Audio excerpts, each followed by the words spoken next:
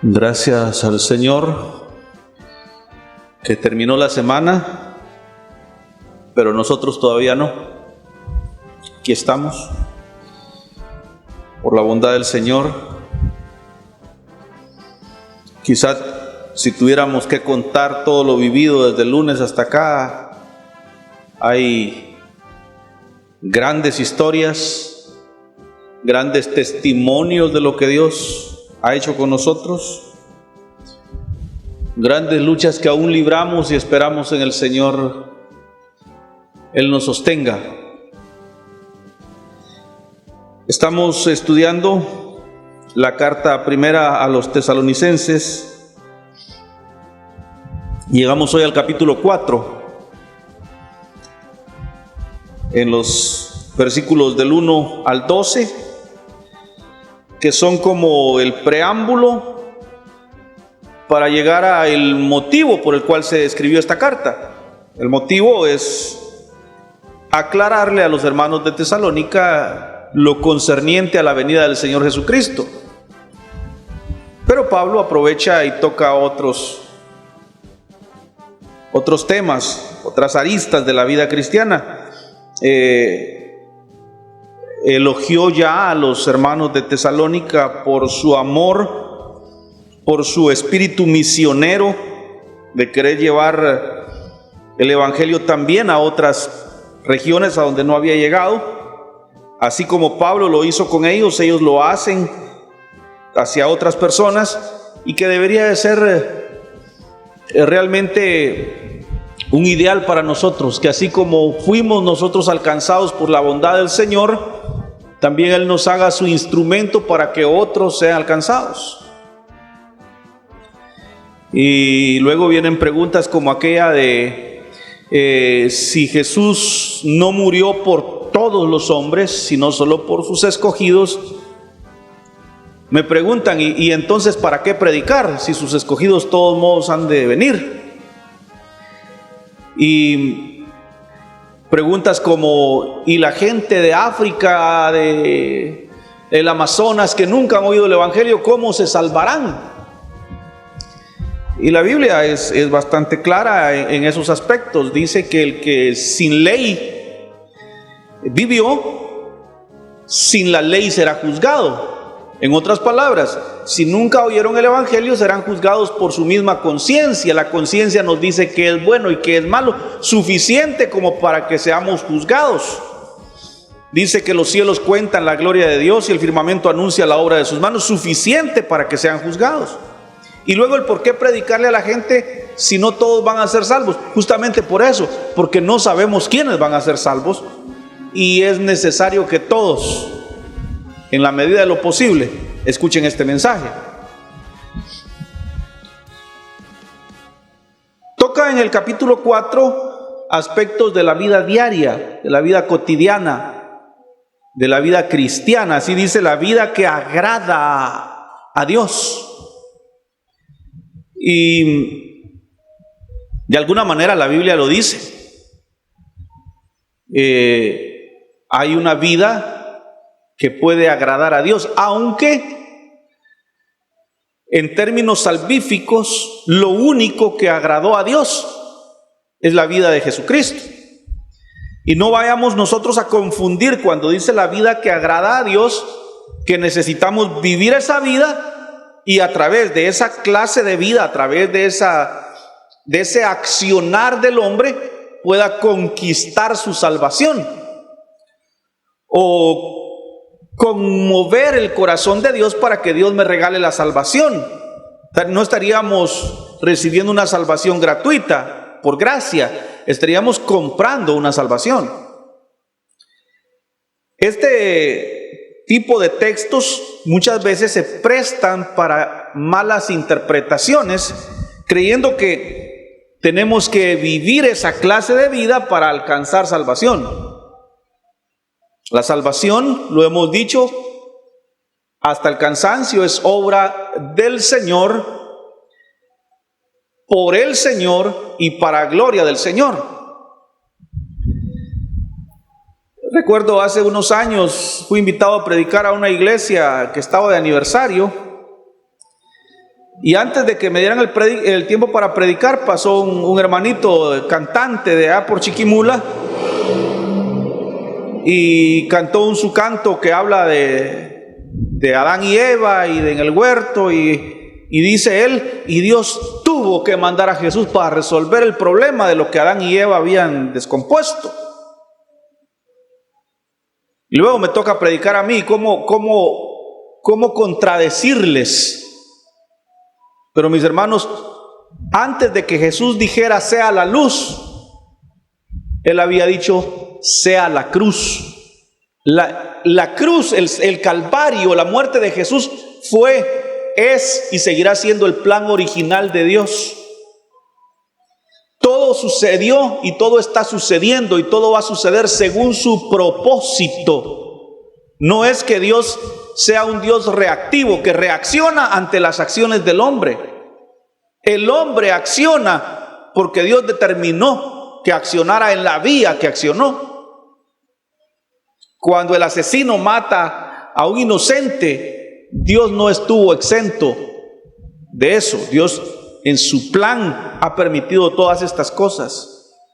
Dice en el capítulo 9 de Romanos que Dios levantó a Faraón para hacerlo ejemplo de los pueblos y lo endureció, dice, para que endurecido Faraón poder Dios manifestar las 10 plagas que vinieron sobre Egipto.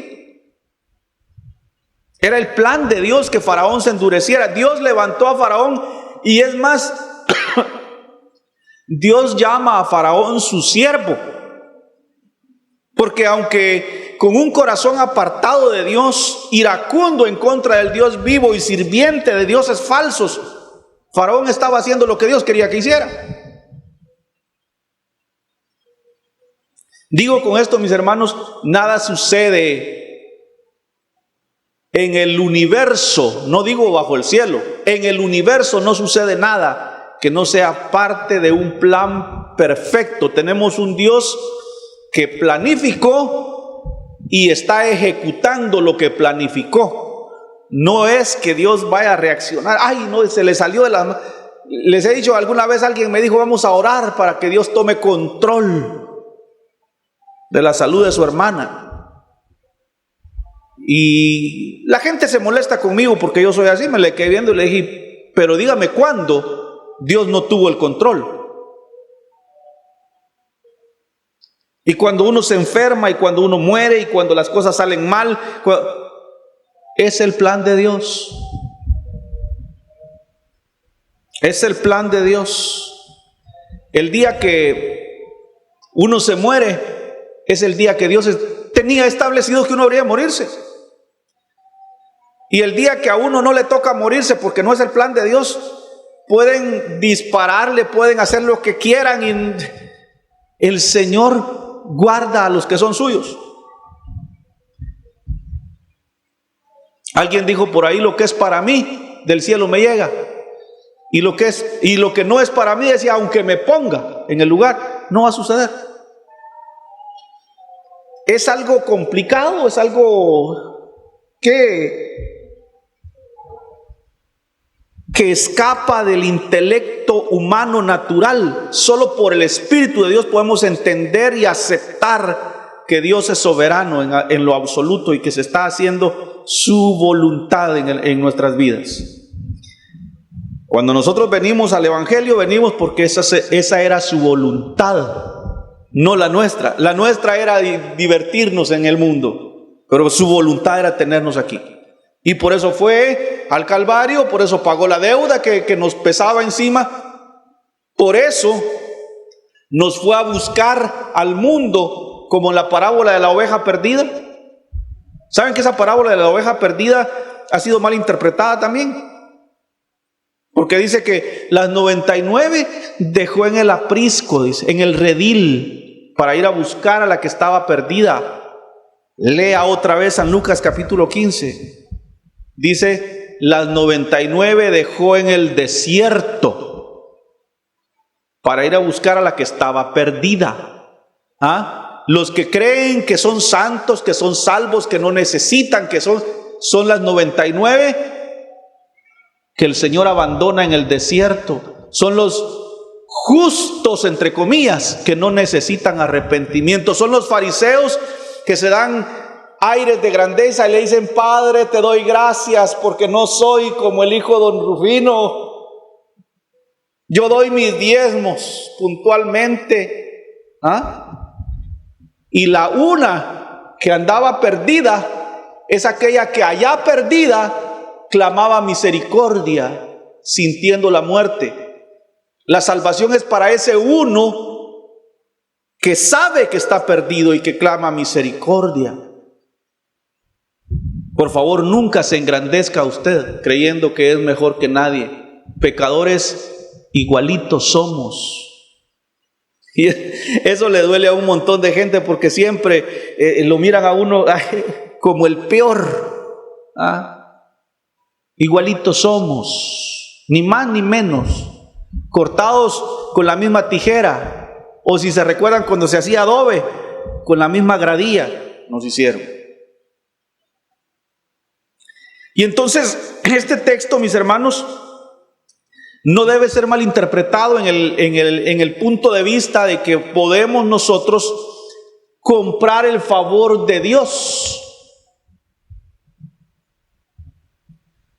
Dios te amó por nombre, pensó en ti por nombre, que conocía todo de ti y todavía no había formado la tierra y el mundo. No sé si alcanzas a entender eso. No existía el universo y el Señor te amaba. Eso es algo que a mí me conmueve. Dice de Jacob y Esaú: no habían hecho ni el bien ni el mal, y sin embargo él ya había dicho que amaba a Jacob. No fue que en el vientre de mi madre, no. En la eternidad pasada Dios tenía escrito su propósito para conmigo. Eso es lo que se le hace difícil a la mente humana comprender.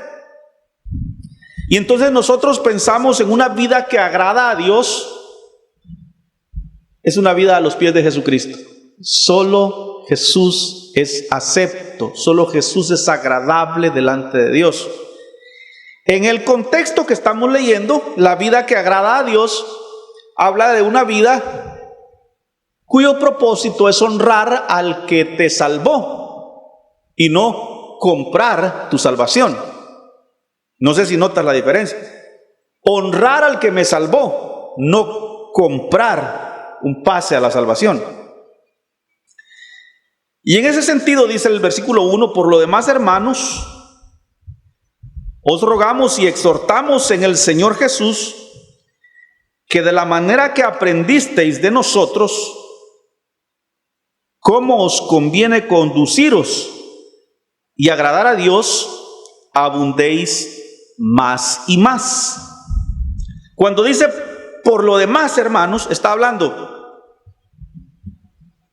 el ministerio de Pablo, la respuesta de los hermanos en Tesalónica, su devoción por evangelizar, por hacer misiones y llevar el evangelio a otras almas. Todo eso está bien. Y no habiendo más que decir, dice Pablo, acuérdense de esto. Se recuerdan que se les enseñó cómo debemos de conducirnos de tal manera que sea agradable nuestra conducta delante del Señor. Procuren que eso que aprendieron a andar rectamente sea mejor y mayor cada día. Esta es una característica de la vida cristiana. Subraye la palabra vida, porque el que está muerto está inerte, en un estado no de mejoría, sino de descomposición. La gente muerta al espíritu, la gente que no ha nacido de Dios, en lugar de mejorar, empeora. Están muertos, se están descomponiendo, se están engusanando,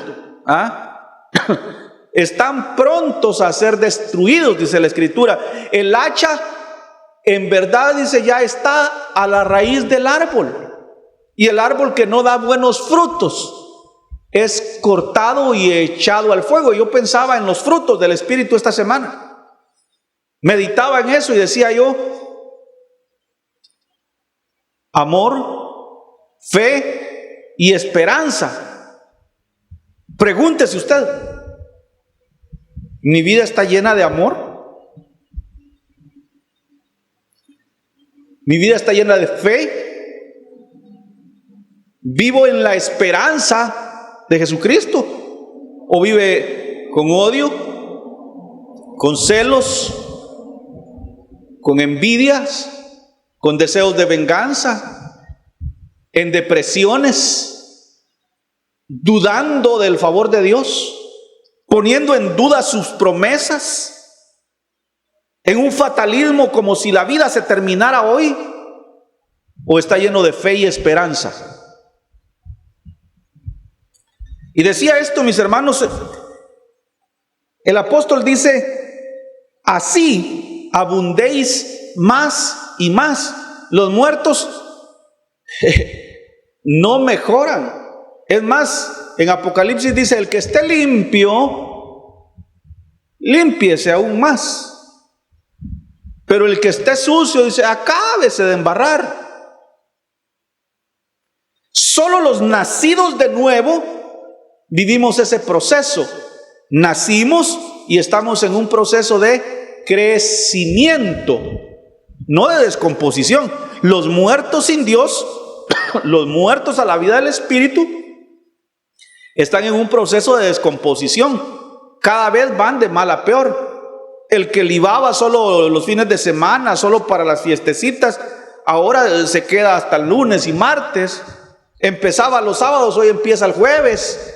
El otro ya se quedó directo, terminó charamileando. Aquel que de pronto tenía un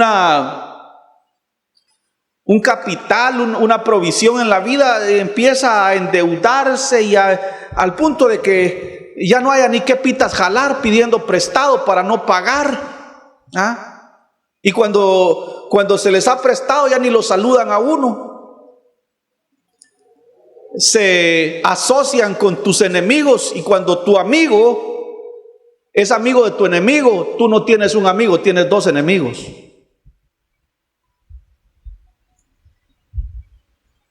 Y viven así, cada día van de mal en peor, muerden la mano que les dio de comer,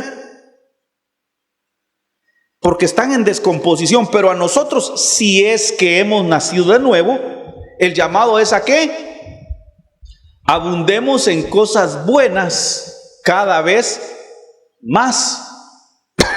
Si ayer hicimos obras buenas, las de hoy tienen que ser mejores.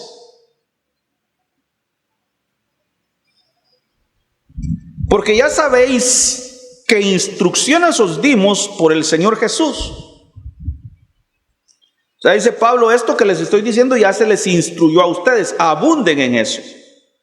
Pues la voluntad de Dios es vuestra santificación, que os apartéis de fornicación, que cada uno de vosotros sepa tener su propia esposa en santidad y honor. No solo es tener esposa o esposo, en santidad y honor. Entonces eso de en santidad y honor nos llama a la fidelidad entre nosotros, nos llama a la armonía entre nosotros, nos llama a vivir en amor y sana convivencia. Vivimos en tiempos donde a través de las redes sociales el adulterio, el engaño se han vuelto una cosa tan común. Muchos hogares se han destruido por por ese tipo de mover que existe en el mundo de hoy. Y digo el mundo de hoy, pero mis hermanos, no es el mundo de hoy, siempre fue así. Si no, ¿por qué Pablo a los tesalonicenses hace más de 2000 años les estaba dando la recomendación? Las viejitas dicen: ay, es que las patojas de hoy andan birriondas y que ya no se aguantan la calentura.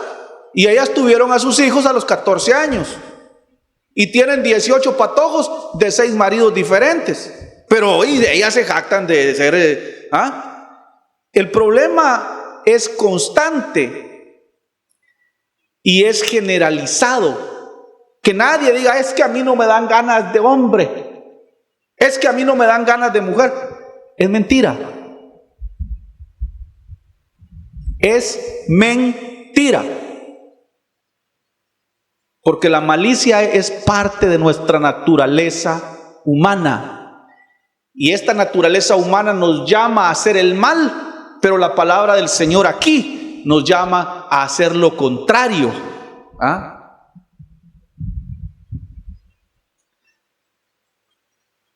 Y entonces nos llama a apartarnos de eso, y que cada hombre tenga su mujer y que cada mujer tenga su marido en santidad y honor. Es lo que llama la Escritura. No es como los católicos enseñan, de que las monjitas no tienen que tener marido y que los sacerdotes no tienen que tener mujer. Para vivir en santidad y honor, que cada uno tenga su pareja y que viva con su pareja en sana armonía, en temor reverente a Dios. No en pasión de concupiscencia como los del mundo que no conocen a Dios. No en una cuestión lasciviosa, sino en una convivencia armoniosa, que es diferente. Versículo 6: que ninguno agravíe ni engañe en nada a su hermano. Qué duro, Que ninguno agravíe ni engañe en nada a su hermano, porque el Señor es el que se va a desquitar.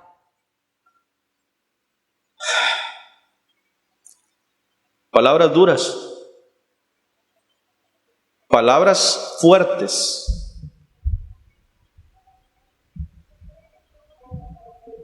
Pan nuestro de cada día, el engaño. Pan nuestro de cada día, la deslealtad. Si usted no puede ser leal con su marido, si usted no puede ser leal con su esposa, si usted no puede ser leal con su hermano, no puede serle leal a Dios. Es mentira su evangelio, es falsa su conversión, vanas sus palabras, vanas sus oraciones. No puedes decir que amas a Dios si no amas a tu hermano. Ninguno agravíe ni engañe en nada a su hermano, porque el Señor es vengador de todo esto, como ya os lo hemos dicho y testificado. No es nada nuevo lo que estoy diciendo aquí, ni nada recetado con nombre y apellido. Ahí está desde hace tiempos en la Biblia.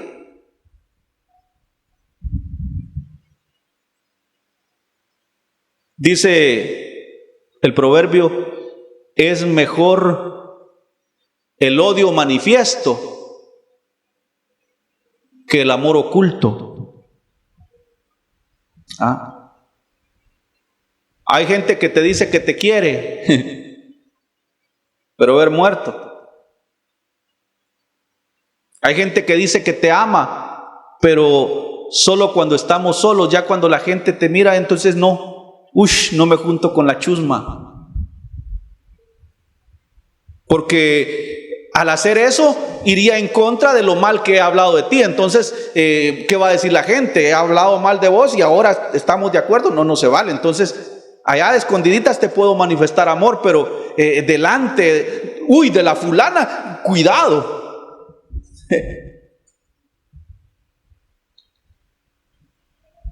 ninguno engañe a nadie, ni agravíe a nadie.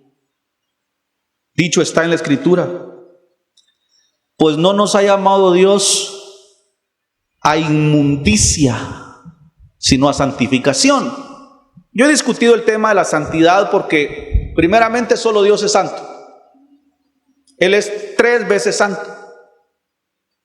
Y ninguno de nosotros crea que es santo, aunque lo somos posicionalmente. ¿Qué quiere decir eso? El Señor nos sacó de allá del montón del mundo y nos hizo santos por la persona de Jesucristo. O sea, delante de Dios no hay deuda, porque Jesús murió por nosotros. Estamos limpios delante de Dios, pero en la práctica no lo somos. En la práctica seguimos metiendo las patas todos los días. Sin embargo,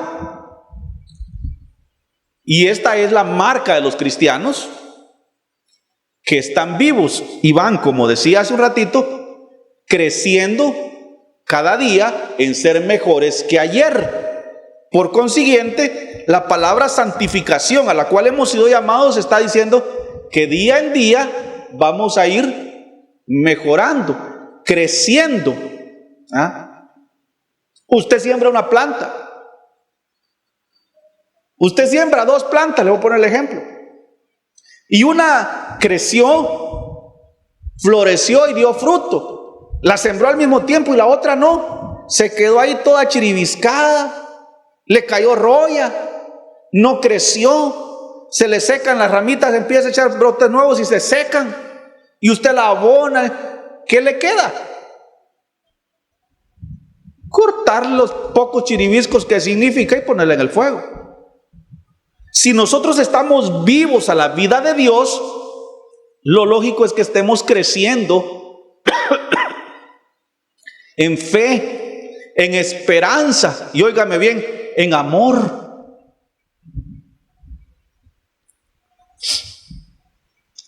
Ese crecimiento evidencia que estamos vivos.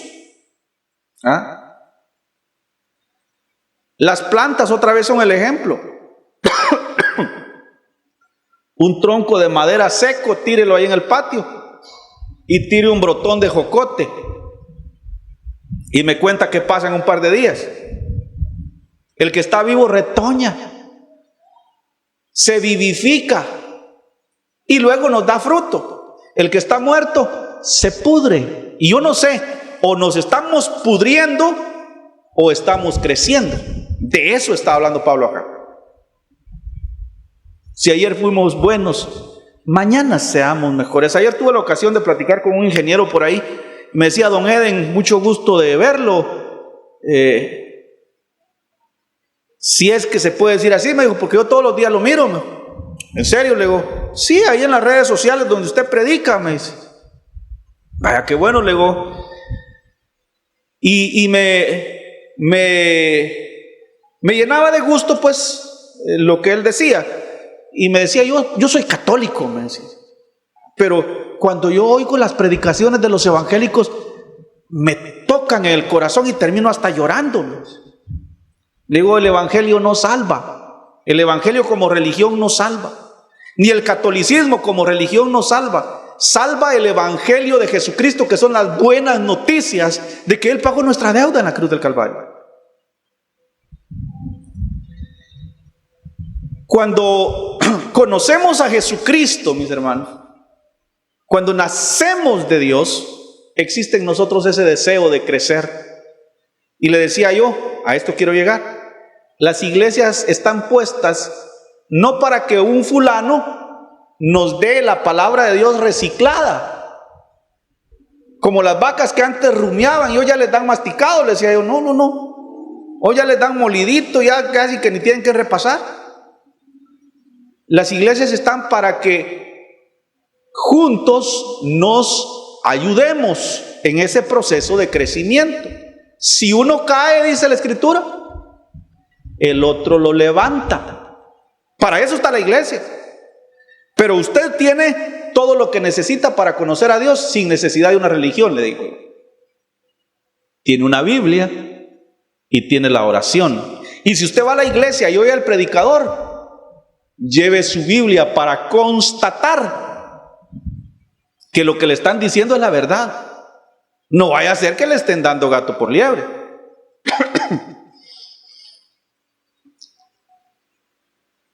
Mis hermanos, en ese crecimiento necesitamos el apoyo de otros. ¿Qué pasa con el surco de la orilla, hermano Álvaro? No se da bien. ¿Por qué será? Que los del centro sí se dan. Porque existe apoyo mutuo. El polen de uno fertiliza al otro, pero el de la orilla no. Por eso necesitamos congregarnos, no porque la iglesia nos vaya a salvar. En el crecimiento espiritual que necesitamos, no vamos a hacer surco de la orilla. Vamos a estar allí, unidos, en amor. No poniéndole el caite al que cayó. Don fulano, él nunca fue nada, si ni llegaba a los cultos. A mí nunca me dio buena espina. No fue santo de mi devoción. Sino para que si alguno tropieza y cae, el que está a la par sea el que le eche el brazo y lo levante.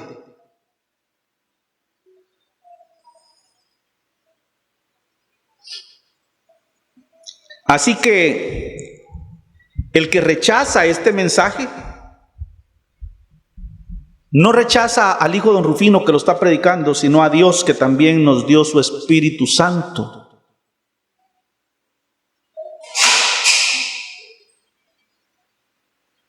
Pero acerca del amor fraternal, no tenéis necesidad que os escriba, porque vosotros mismos habéis aprendido de Dios que os améis unos a otros. Acerca del amor entre hermanos, no es necesario que os dé explicaciones, dice Pablo. Ustedes saben por el mismo Señor que hay que amarnos unos a otros. ¿Alguno no sabía eso? Porque si alguno nunca había oído decir que debemos amarnos unos a otros, hoy le cuento, pues, en el Evangelio se trata de amarnos mutuamente. Y también lo hacéis, así como todos los hermanos que están por toda Macedonia, pero os rogamos, hermanos, que abundéis en ello más y más. Dice, en cuanto al amor, ya ustedes saben que el Señor nos mandó a amarnos. Y lo han demostrado que se aman y que, pero es necesario que abunden mucho más en eso. O sea, ¿lo has estado haciendo bien? ¿Tú sientes que has estado haciendo las cosas correctamente? Pues no es suficiente. Hay que abundar más y más en ese amor. Y que procuréis tener tranquilidad. ¿Cómo tener tranquilidad? Ocúpense en sus negocios, dice. Ocúpense en su trabajo. En trabajar, dice, con sus manos de la manera que os hemos mandado. El Evangelio no es para haraganes. Para gente que anda buscando quien lo mantenga. El Evangelio es para gente trabajadora, a la cual el Señor llama a vivir tranquilos en sus negocios, trabajando. ¿Qué significa eso? Cuando uno vive en sus negocios y trabajando, no tiene tiempo de andarse metiendo en lo que no le importa. ¿Sí? Por eso dice, van a vivir tranquilos porque sus ocupaciones, sus trabajos, sus negocios van a ocupar el tiempo que podrían ocupar en cosas que no agradan a Dios. Entonces el trabajo es bueno, es una bendición de Dios tener trabajo. Y en medio de todo el trabajo con el que Dios nos bendice, apartar el tiempo necesario para ocuparnos en pensar en Dios y amar al prójimo. ¿Sí? De tal manera que os conduzcáis honradamente para con los de afuera. Los dos objetivos que aparecen en el versículo 12. Andar honradamente para con los de afuera. Endeudándonos, no pagando, pidiendo fiado. No, que nos conduzcamos honradamente y que nos alcance para no tener necesidad de nada. ¿Por qué la gente dice que es cristiana y viven así?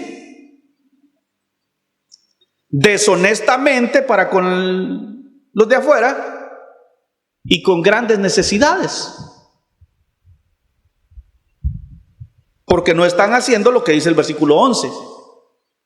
Viviendo sosegadamente, ocupados en sus negocios y su trabajo.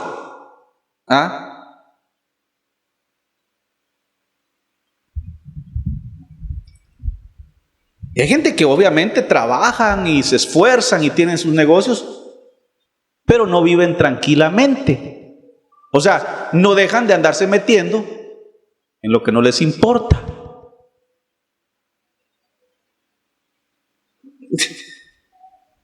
Suena pesado, pues, pero ¿qué voy a hacer? Es lo que la Biblia enseña. Viva su vida y deje a los demás vivir sus vidas. Ocúpese en su trabajo, en su familia, en sus negocios, y si puede ayudar a alguien, ayúdelo, abunde más y más en ese ayudar a los demás.